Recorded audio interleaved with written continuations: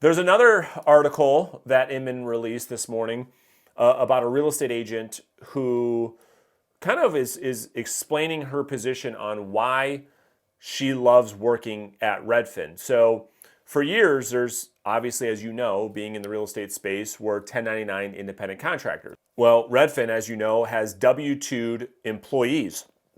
And so there's been this kind of big debate on why an agent would go and be a W-2'd employee, where the very thought of being in real estate, the pull to being in real estate is that you can be your own boss. Well, it's a really interesting article. I'm going to kind of share this with you right now because this agent has some good points, and I want to give you kind of my thoughts on her position on this. So the article says, if you've ever considered working for a company with an employee model, here's just one agent's take on what it's like to work at Redfin. So this was released this afternoon from Inman. So the agent said, almost weekly, I find myself in a conversation with an agent at another brokerage about my job here at Redfin and what it's like to be a W-2'd employee agent. And they are genuinely curious. After more than a decade with Redfin, wow, that's a long time, I'm well aware of the misconceptions about Redfin and agents like me. One of the common, and this is very true, a common one is that Redfin agents are inexperienced.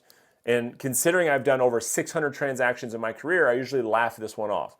The one that bugs me the most is the insinuation that Redfin agents deliver less service or are less driven because we're W-2'd employees and not independent contractors. That agents are at Redfin because we couldn't hack it at a traditional brokerage.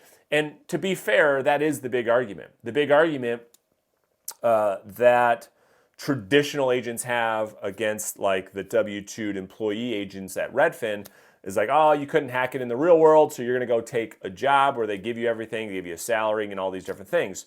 But there's some interesting perspective that she shares. So she goes on to say, if you've ever thought that or wondered what kind of agent would work at Redfin, please read on. So she said, before joining Redfin, I was an independent contractor at a traditional brokerage. Several of my family members are traditional agents. I know the pros and cons of both 1099 and W-2. Redfin is the best fit for my career, my family, and my professional ambitions, but I respect agents who choose a different path. So first, she talks about a brokerage for agents who like real estate. So the main reason I continue to choose Redfin is because I love selling real estate. As a traditional agent, I was spending 80% of my time getting business and only 20% of my time closing it. Redfin is the opposite. Okay, so this is exactly right. And this is what I tell everybody. If you are going to succeed in traditional real estate sales, you are going to spend 80% of your time in lead generation activities and only 20% of the time as a practitioner. That I agree with 100%. Because I have a consistent pipeline of customers, I'm able to pull all of my energy into clients, put all my energy into clients, and helping them meet their goals. I never have to worry about my next deal like I did as a traditional agent. It's true, I get it. My only, well, and I'll keep reading on in a second, but my only, like Redfin takes out the whole lead generation problem that realtors have in exchange for a lot, I'll just say, a lot less income potential that an agent can make as a solo traditional agent. But the agent does talk about that here in just a second too. So with so many repeat and referral customers and the business Redfin drives to me, I often turn my profile off on the website so I don't get new customers and can just focus on helping the ones I have. With zero lead generation, I simply focus on what I do best. Price, strategize, negotiate, solve problems. Many agents love the entrepreneurial aspects of running their own business. I respect that. But I'd rather spend my time closing deals than managing a business. That's totally fair. I'm supported by a team, so I don't have to run around installing lockboxes, scheduling photographers, and ordering signs. I have a coordinator who helps manage logistics and paperwork. Rather than closing several deals a year, I'm closing several deals per month. This volume wouldn't work for everyone. but I thrive on it. It helps me stay attuned to the market so I can help my clients win. Okay, so that's kind of what I was saying. If an agent, and she talks about her income in a second, which we're going to break that down. If an agent traditionally closes a couple deals per month, they would make a lot more money than this agent is making at Redfin. But the argument that this agent makes, which I do agree with, is like how many agents are actually closing a couple deals per month? Not very many. And so that's kind of like the flip side of this argument, which I can totally make sense of. So the fuzzy math on gross commission income. As a top producing agent, I get tons of recruiting calls every year on my birthday, and the broker at one of the largest brokerages in my area calls me. "You're still at Redfin?" he asks. "Is this the year you're going to come work for us?" While I admire his persistence, I let him know that I'm happy at Redfin. I earn well over 6 figures in take-home pay. And every year, it gets easier because I get higher bonuses for every repeat and referral customer.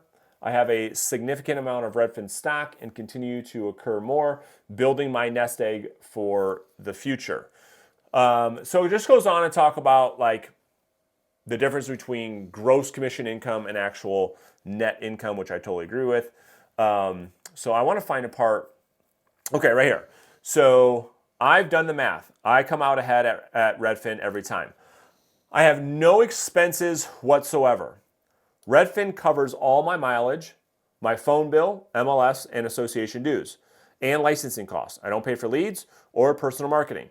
All my listings get professional photography, 3D scan, and digital on social media marketing as part of our standard practice. Redfin covers it all. Redfin provides all the technology I need, which is light years ahead of what any other broker provides. I don't have to manage a professional website, design postcards, create brochures, launch marketing campaigns.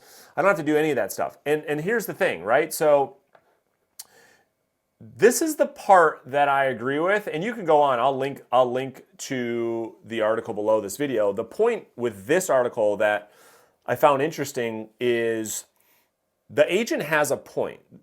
What the agent is saying is like, the industry touts this unlimited upside potential income, which is very, very true.